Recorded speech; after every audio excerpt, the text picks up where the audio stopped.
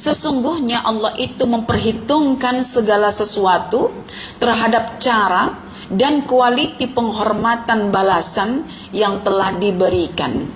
Jika kita perhatikan ayat salam penghormatan ini, ia terletak di tengah-tengah ayat peperangan sebetulnya. So ini boleh bermaksud bahwa prinsip Islam yang asas itu ialah salam, yang bermakna keselamatan dan kedamaian baginya, dan tidak ada Tuhan selain Dia. Tidak ada yang patut disembah melainkan Dia. Oleh sebab itu, janganlah kamu, wahai orang Muslim, lalai berbakti dan mengabdi kepada Allah. Patuhlah terhadap perintah-perintahnya dan tinggalkanlah larangan-larangannya, karena Dia pasti akan mengumpulkan azab Allah. Yang akan selamat daripada azab Allah hanyalah orang-orang yang beramal saleh sewaktu berada di dunia.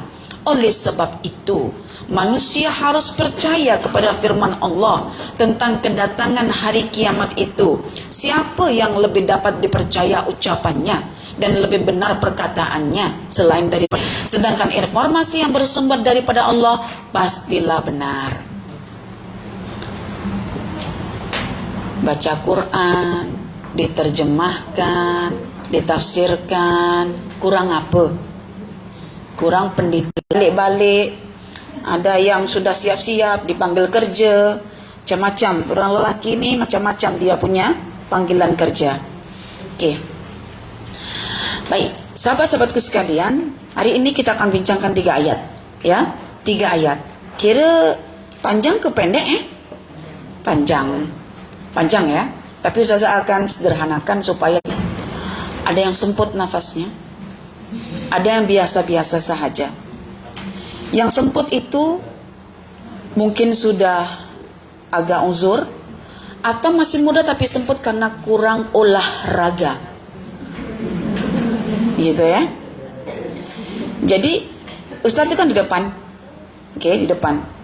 Biasanya kalau orang naik lagi kedai itu kan langsung jumpa Ustaz itu.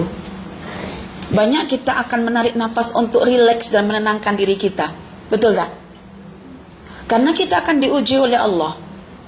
Menuju Allah ini perlu jatuh bangun, perlu menyesuaikan diri, perlu membujuk diri, perlu menenangkan diri, iya kan? Itu seperti mana kita menaiki tangga-tangga kehidupan, atau tangga-tangga fizikal yang kita adakan dalam rumah tangga kita ataupun dalam rumah kertas ini. Jadi kalau kita berpikir menuju Allah itu perlu satu kekuatan, juga tercungap-cungap. Saya takut tak sama. Itu menunjukkan gambaran luarannya betapa pendakian itu, menuju ketinggian itu, menuju martabat itu perlu tercungap-cungap nafas ini. Perlu satu perjuangan dalam meniti tangga-tangga menuju surga, yang surga itu sudah disebutkan dalam Quran itu tempatnya tinggi, ghurfah, dalam surah Al-Furqan itu kan. Itu kita boleh menggambarkan kalau kita sukses naik tangga di sini untuk sampai di majelis ilmu dekat Riyadul Jannah, taman surga, kan disebut taman surga ya, majelis ilmu itu, kita boleh kan. Why not ketika Allah uji kita, kita juga boleh begitu.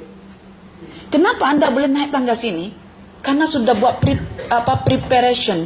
Sudah namanya istiqamah. So istiqamah itu adalah sebuah pendakian lurus menuju ke atas, karena tempat yang Allah janjikan itu bukan di kerendahan tetapi di ketinggian. Kalau neraka di kerendahan maka disebut hawiyah. Hawiyah itu rendah. Kalau surga disebut ketinggian karena dia adalah aliyah. Mana aliyah? Ini ada aliyah. Allah uji pada tangga yang ke-40 kita berjaya, pasti Allah jemput kita dan matinya mati muda. Amin ya rabbal alamin. Sebila kita dituakan oleh Allah, masih ada 40 tahun tambahan dari 40 misalnya, itu tandanya Allah kata, kamu gunakan masa lebih ini untuk menaiki tangga-tangga. Tangga-tangga itu adalah ujian, dan ujian atas 700. Tapi setiap dia naik tangga atau turun tangga, belum pernah menghargai satu level tangga harganya 700. Betul tak? Saya hari itu yang bawa sama Dr. Shu ke klinik, ke hospital An-Nur itu. Bayangkan, terkilir begitu, harga 700. Kalau tangga itu ada 15, kalikan 15. Nah, itulah nikmat Allah yang jarang kita baca. Tetapi ketika Allah hadirkan satu accident itu, Allah nak kata, nikmat mana yang kamu dustakan daripada nikmat yang aku berikan? Ya makcik ya? Alhamdulillah. Makcik sekarang punya berapa? Tangga elok je kan ya? Okey je. Ustaz kata tadi gini, Umi, kan kuncinya ketinggalan, kunci kedai. So saya tunggu ke atas, Ustaz balik lagi. Lepas tu naik, saya kata, slow bi, pelan-pelan. Umi, ni habis 45 Mi. Bayangkan, terus ingat Bunda Maria kan 70 ya. Bayangkan Bunda 70 Mi, tapi macam elok je naik tangga, tak ada semput. Malu Mi, saya 45, nanti saya 70. Peristiwa-peristiwa yang Allah hadirkan tu diambil pelajarannya. Okey, 3 ayat itu kalau kita susun begini ya, perempuan.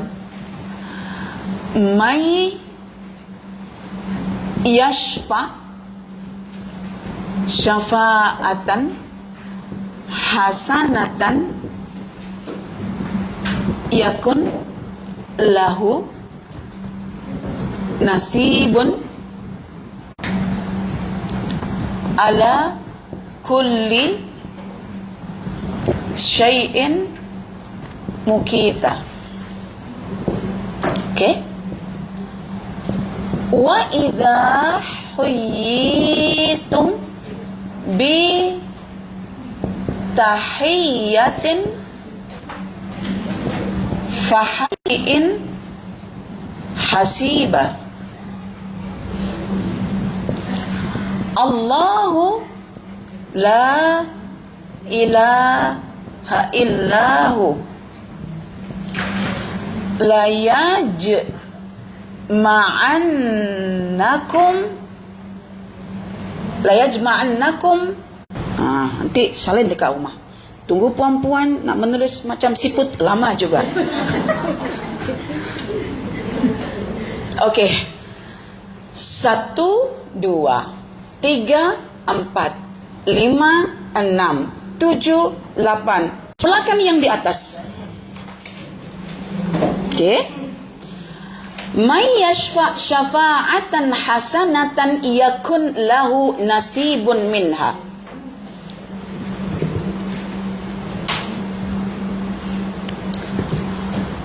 Sesiapa, tetapi sebaliknya yang mau menjadi perantaraan untuk menolong orang dalam melakukan kejahatan, satu dia tolong kan, dapat dosa, dan orang yang ditolong melakukan dosa, dia dapat dosa. Integritas itu mesti ada, integriti mesti ada.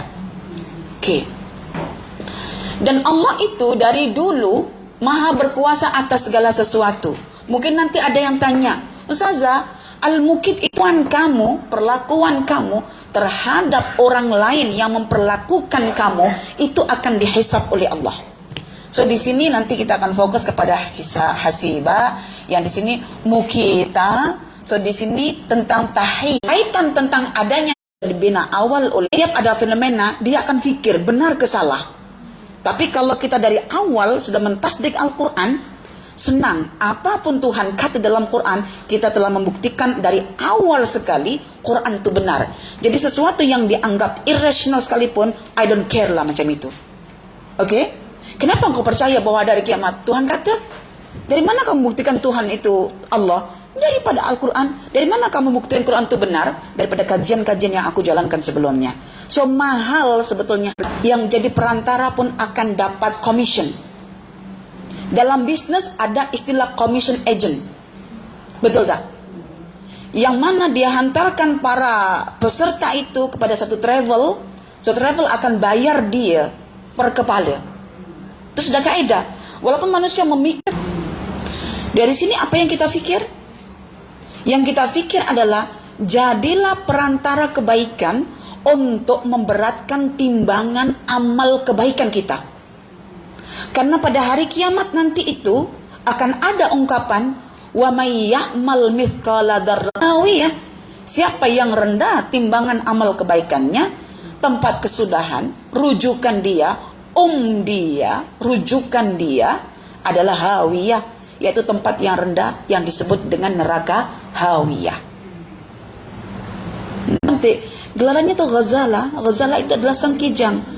Kan kijang kasturi kan mahal kan harganya. Tak tahu.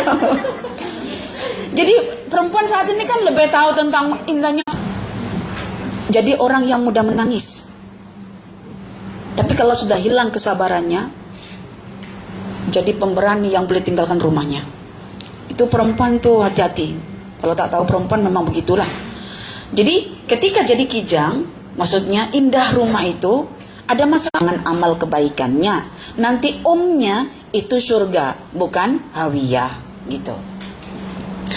Jadi sesiapa yang mau menjadi perantara, penolong perbuatan buruk untuk orang lain, perbuatan baik untuk orang lain, jadi mengadu nasib sampai ke luar negeri gitu kan.